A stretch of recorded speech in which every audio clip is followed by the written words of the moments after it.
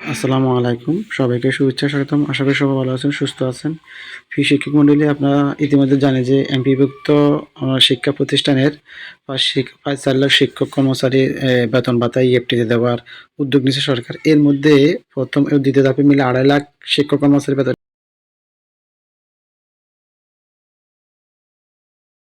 ইএফটিতে বেতন দেওয়া হয়েছে। আগামী সপ্তাহে ৮৪,০০০ শিক্ষক কর্মচারীর বেতন দেওয়ার উদ্যোগ নিয়েছে।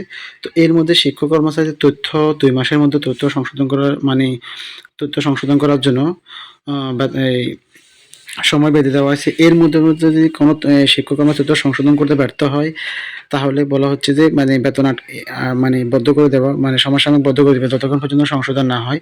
তো আপনারা অনেকগুলো কোয়েশ্চেন করছেন, যে কোয়েশ্চেনটা এখানে আমার এই যে ভিডিওর ভিতরে আপনারা পেয়ে যাবেন। যদি নিউজটা ভালো করে পড়েন, ফার্স্ট টু লাস্ট ভিডিওটা ভালো করে দেখেন, তাহলে আপনারা প্রত্যেকটা জিনিসের উত্তর পেয়ে যাবেন।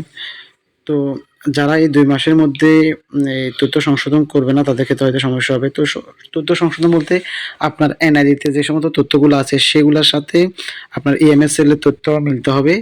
আর আপনি এনআইডিটা যে মোবাইল নাম্বার দিয়ে ওপেন করছেন, সেই একই নাম্বার দিয়ে ব্যাংক অ্যাকাউন্ট ওপেন করবেন।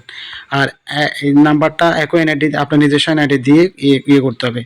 মূলত হচ্ছে অনেক শিক্ষকের তথ্য ভুল থাকার পরও শিক্ষকদের কষ্টের কথা চিন্তা ভাবনা করে এই তো আপনাদের ইএফটিতে বেতন প্রসেস চালু করে দিয়েছে। ২.৫ লাখ শিক্ষককে দিয়ে দিয়েছে, বা বাকি আগামী সপ্তাহে ৮৪ লাখ শিক্ষককে দেওয়া হবে।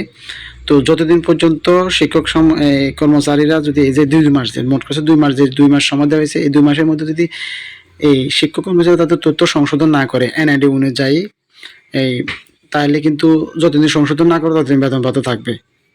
ঠিক আছে? তো আপনারা দেখবেন যে আপনাদের তথ্যগুলা কি ভুল আছে কিনা, বা যাদের যে তথ্য ভুল আছে সেই তথ্যগুলা সেভাবে জাতীয় পরিচয়পত্রের সাথে মিল রেখে আপনারা কি করবেন, সংশোধন করে নেবেন।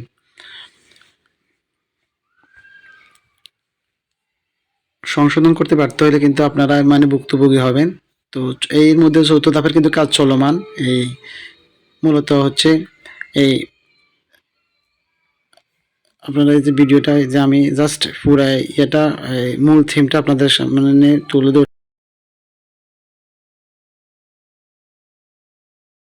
ধরছি। আপনারা জাস্ট ভিডিওটা এই যে নিউজটা ভালো করে পড়লে বুঝতে পারবেন যে এখানে কি বলা হচ্ছে। এটা হচ্ছে দিল্লি ক্যাম্পাস, এটা হচ্ছে হেডিংটা হচ্ছে ইএফটিতে বেতন পাওয়া শিক্ষকের কর্মচারী দুঃসংবাদ দিল মাউসি। তো আপনারা এই মূলত এই কথাগুলোই হচ্ছে, যার ভুল আছে তারা সেই অনুযায়ী সংশোধন করে নেবেন। আর যাদের ভুল আছে, আপনারা যদি যে ইএমএস সেলের যে ইএফটির যে ড্যাশবোর্ড আছে, ওইখানে আপনারা দেখতে পাবেন যে কার কার কি ভুল আছে। যে সেখানে ওখানে শো করবে যে কার কি সংশোধন করতে হবে। এই যে আপনারা যদি এই যে এখান থেকে এই ইয়েটা পড়েন, আমি মার্কিং করতেছি যে এই যে এইটা, এই যে এই হেডিংটা, আর হচ্ছে গিয়ে এখান থেকে জাস্ট এখান থেকে এটা পড়লে আপনারা বুঝতে পারবেন।